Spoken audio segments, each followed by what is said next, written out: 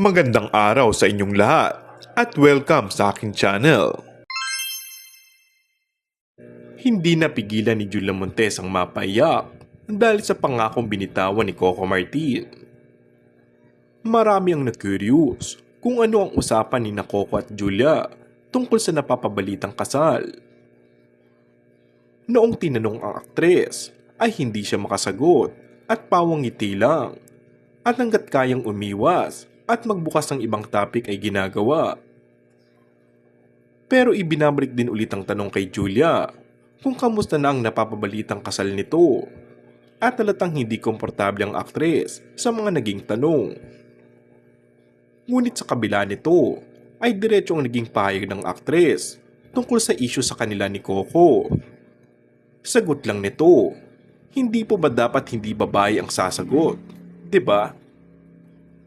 Hindi naman napigilan ni Julia na maging emosyonal nang sabihin ng aktres na may dahilan umanong lahat na sila lang ni Coco nagkakaunawaan tungkol sa bagay na yun.